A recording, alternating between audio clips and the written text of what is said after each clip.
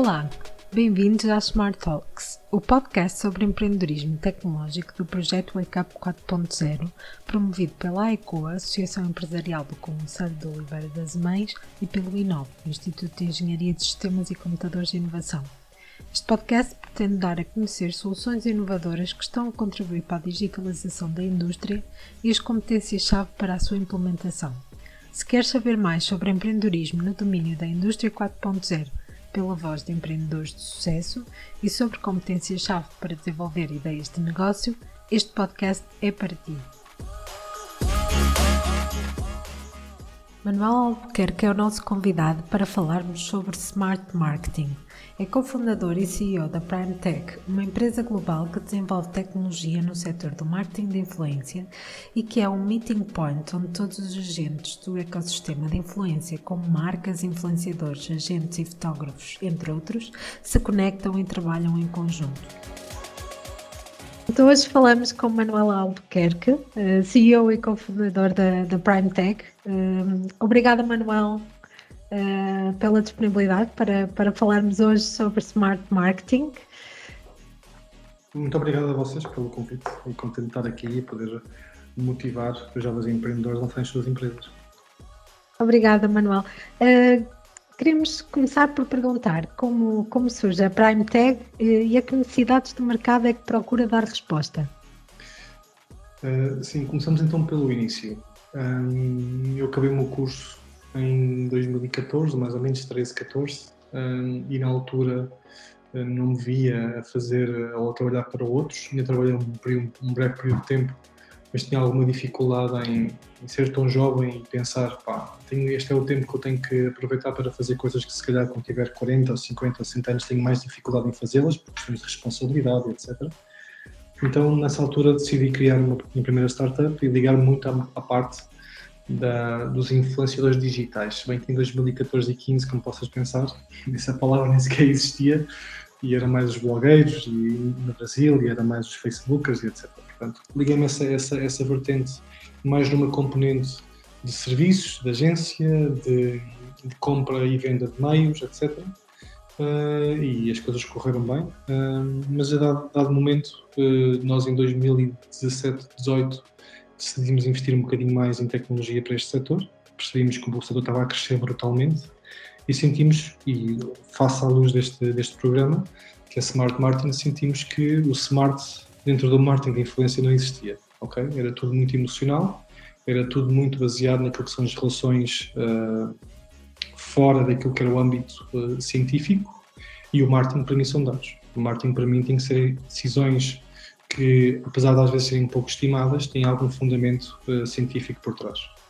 Então nós ainda em 2017 decidimos criar a PrimeTech como a primeira ferramenta no mercado que tentava de alguma forma separar aquilo que serão as emoções na seleção dos influenciadores para uma campanha e começar a colocar dados e informação estatística que permitia à marca perceber realmente se quem queria investir era naquele talento, naquele influenciador ou não. Daí nasceu a PrimeTech em 2017. O nosso slogan era o novo ROI, o retorno da influência, e portanto desde aí que nós temos estado a partir pedra. Portanto é um mercado que ainda se baseia muito em relações, está a evoluir brutalmente, está a crescer a um ritmo alucinante, mas ainda é difícil, está a caminhar no caminho certo, no sentido certo, mas ainda é difícil para algumas empresas dissociarem aquilo que é a relação pessoal daquilo que é a relação, daquilo que é a parte data, e pronto, faz parte do nosso processo, não só desenvolver essa parte tecnológica toda por trás, mas também de alguma forma permitir às marcas estarem educadas para aquilo que são os novos desafios do mercado, ter a data toda disponível, os benchmarks do seu lado e poderem tomar as melhores decisões. É assim que os setores crescem, é com data, é com benchmarks, é com algum tipo de lógica por trás. E, portanto, é isso que estamos a tentar aportar ao mercado, a tecnologia que permita a seleção, a avaliação, a medição e a otimização de todo o investimento de marketing de influência por parte do anunciante. Muito obrigada, Manuel. E na sua opinião, como é que esta análise inteligente de dados pode de facto contribuir, ou como é que está a ser feita esta otimização da estratégia de marketing com base na análise inteligente de dados e, consequentemente, como é que isso permite aumentar a competitividade das empresas? Uma boa pergunta. Nós hoje em dia passamos o tempo todo nas redes sociais, ok? Se olharmos para a faixa etária dos 13 aos 17 e perguntamos o que é televisão ou TV, eu vou ter alguma dificuldade em perceber que a TV é o que nós conhecemos com pessoas como eu, temos 34 anos, eles vão dizer que é Netflix. Portanto, a percepção do meio tradicional como a televisão, ou como a rádio, ou como outro meio qualquer mais tradicional, para os jovens, hoje em dia é uma percepção completamente ao lado, ou diferente, não é ao lado, mas diferente daquela que é a nossa. Portanto, aquilo que são a competitividade das empresas, começando pela parte de trás, a última pergunta que fizeste, a última parte da pergunta que fizeste, as empresas têm que estar onde estão as suas audiências. Ponto. Onde é que estão as audiências? Estão nas redes sociais. Ok. Quem é que nos consegue realmente veicular a nossa mensagem como empresa e conseguimos chegar aos nossos consumidores de uma forma credível? Nós estamos a assistir a uma transformação da comunicação das marcas, que eu chamo isto de humanização das marcas. Pela primeira vez, as marcas não comunicam para consumidores, mas consumidores comunicam para consumidores. Porquê? Porque os influenciadores são consumidores também são pessoas. Eu costumo dizer que o marketing de influência, e daí eu acredito que ajuda bastante naquilo que é a competitividade das marcas, o marketing de influência retrata aquilo que é o word of mouth, não é? A passa-palavra, mas o único problema da passa-palavra consegue ser resolvido com o marketing de influência. Porquê? Porque o passa-palavra é de um para um, é de eu para ele para o outro, e o tempo de escala e de chegar a mensagem a 1 milhão de pessoas demora anos ou meses. O marketing de influência passa a palavra, é de consumidor para consumidor, mas é em escala. É word of mouth on steroids. Porquê? Porque eu sou um consumidor e comunico para 1 milhão de pessoas. Portanto, nós estamos a ver, neste preciso momento, uma mudança drástica na forma como as marcas comunicam. Chamamos isto de humanização das marcas, não só pela própria parte dos influenciadores, mas dos próprios CEOs. Nós vemos como é que com Elon Musk, quando mete um Twitter, como é que muda completamente a dinâmica do stock market. E quem fala do Elon Musk, vamos em casos mais próximos, em Portugal e em Espanha, de CEOs que começam a comunicar nas redes sociais e a tentar, de alguma forma, humanizar a marca. Eu acredito, por exemplo, na hora esta coisa que aconteceu com o Prozis, que aquilo de alguma forma prejudicou, não é? Apesar de não ser o CEO, mas ele é o fundador da marca, prejudicou drasticamente aquilo que é a percepção e o valor da marca. Portanto, as marcas estão-se a humanizar. E isto é todo um trajeto que o canal marketing de influência está a levar também a peito e está a conseguir rentabilizar. Pegando agora na primeira parte da pergunta, como é que a Prime Tag ajuda neste sentido? Vou dar aqui um exemplo muito concreto, de uma forma inteligente, como uma marca tomou um erro, tomou uma má decisão sobre o investimento de uma pessoa que ainda foi um investimento avultado. E fazendo aqui uma comparação sobre usar data e não usar data. Okay? Temos aqui um influenciador muito grande, um pouco mais de 500 mil de seguidores, e uma marca de beleza contactou para fazer uma campanha. Okay? A marca de beleza adora o influenciador, o look and feel do influenciador, acha ele espetacular. Era uma mulher, um influenciador, tinha cerca de 30 e poucos anos, era um creme que era ótimo para aquela pessoa e a pessoa comunicou aquele produto. Okay? A marca pagou X euros pelo conteúdo e a pessoa publicou o conteúdo. Pronto. Ela teve o pior resultado a nível de engagement, das pessoas interagirem com o conteúdo, do ano. Pior, ela teve 1,92% de engagement rate. Em média ela tem para aí 8% por conteúdo. Orgânico. Paga mais ou menos 6% de conteúdo orgânico. Então a marca ligou-me a dizer, olha, eu não entendo, tens que me ajudar, eu não entendo por que razão é que isto está a acontecer, porque é que nós falamos com esta rapariga, com esta mulher, e esta mulher teve um engagement tão baixo. E então vamos ver dados, e vamos perceber porquê. Então o tema era pele sensível, ok? Então, a primeira coisa que se faz de uma forma inteligente, quando se faz a parte qualitativa, a parte mais de qualidade, nem fazemos já os números, mas a parte qualitativa, a primeira coisa que nós perguntamos à ferramenta é qual é a relevância do tema que tu queres comunicar para este influenciador. Qual é a relevância? Ele alguma vez comunicou este tema? O comunica de forma regular? Ok, vamos perguntar. E metemos na ferramenta este nome deste influenciador e metemos o nome e o tema que era pele sensível, ou cuidados de pele. E nos últimos 365 dias ele tinha 0 conteúdos sobre pele sensível. O único conteúdo que tinha era o da própria marca. Isto pode chegar a um ponto que é binário. Ok, é um risco investir nesta pessoa porque ela nunca falou de pele sensível, ou pode ser até ter um upside brutal por nunca ter falado e a audiência podia realmente gostar deste tipo de temas. A segunda avaliação que se faz não é relevância, é ressonância. É quando as pessoas comunicam sobre este tema, qual é que é a ressonância da audiência, audience resonance. Qual é que é o feedback que a audiência dá? É positivo? É negativo? Neste caso, nem sequer havia esta métrica. Porquê? Porque ela nunca comunicou sobre este tema.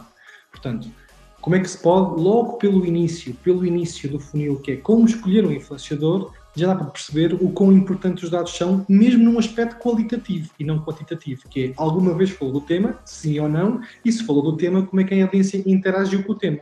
Porque a maior parte das marcas, 99,9%, avalia o engagement rate, a média de interações por 100 seguidores, que os talentos têm, e diz que é 4, 5%, mas tem que se perguntar a outra pergunta. Qual é que é o engagement rate quando a pessoa fala daquele tema em concreto? Ok? E pode ser muito mais alto ou pode ser muito mau. Então, começar logo pelo início, não me quero estender demasiado nesta pergunta, há que ter dados para responder estas perguntas. E estas perguntas chamam-se framework de marketing de influência. É um framework que as pessoas usam de forma inteligente para seguir, como se fosse uma receita de cozinhar um leite creme, passo A, passo B, passo C, passo D, e chega ao resultado final que é sim ou não. E, portanto, este framework é um bocado quebrar a entrega. Claro que tem mais passos a seguir, obviamente, mas isto é só um início de como é que se pode fazer marketing de influência, uma coisa um pouco mais científica e menos emocional. Muito interessante, Manuel, termos aqui esta perspectiva um bocadinho daquilo que está por trás, não é? Muitas vezes deste trabalho de marketing e influência e que no nosso dia-a-dia, ou muitas vezes não temos percepção daquilo que é a importância desta análise de dados e como é que podemos tirar partido para a melhor tomada de decisões. Muito obrigada por esta partilha. Por último, gostávamos de conhecer aqui como é que surge, já falámos um pouco sobre o que é que levou no início esta motivação para empreendedor, mas como é que surge este percurso de empreendedorismo e que mensagem ou que dica é que poderia aqui partilhar com os jovens empreendedores do programa Wake Up 4.0?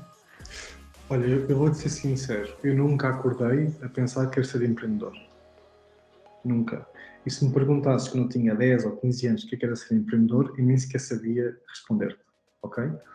Mas há claramente uma coisa em mim, interior, que me dá muita vontade de fazer coisas. E é por aí que eu vou.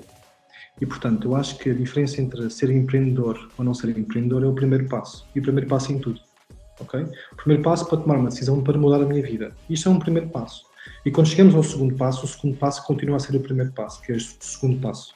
E, portanto, como é que foi? Eu não faço ideia. Eu acho que olhei para o lado, estava numa empresa, olhei para o lado e disse, eu não me revejo daqui a 10 anos a ser essas pessoas. Não me revejo, ou seja, pessoalmente, para que estejam bem ou mal, elas podem estar bem, mas eu não vou estar bem.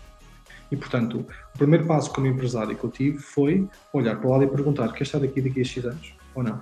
Não quero, então tenho que fazer alguma coisa. A primeira coisa foi despedir.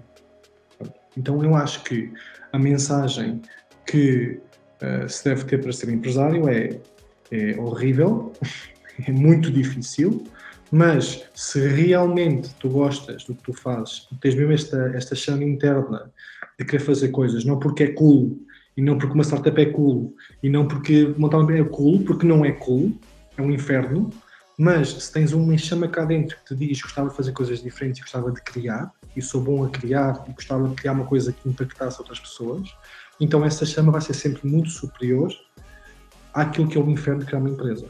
E, portanto, a pergunta que as pessoas têm que fazer é, esquece lá o cool, porque o cool dá cabelos brancos, dívidas e problemas, e pensa realmente, se tens essa chama interna de, eu acordo a pensar que olho para o lado e não gostava de ser aquela pessoa ao lado, não me revejo nessa pessoa, e se calhar o meu caminho é criar coisas.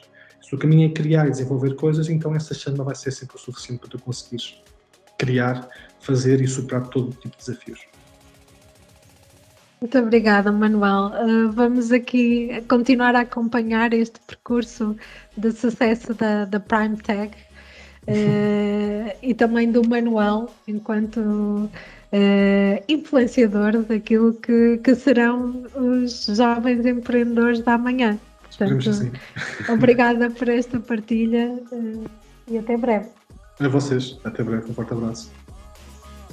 Smart Talks é uma iniciativa desenvolvida no âmbito do projeto Wake Up 4.0 at Promoting Entrepreneurial Spirit and Innovate Startups for Industry, financiado pelo Portugal 2020 no âmbito do Programa Operacional Competitividade e Internacionalização no montante de 454.217,11 euros, dos quais 386.084,54 euros são provenientes do Fundo Social Europeu.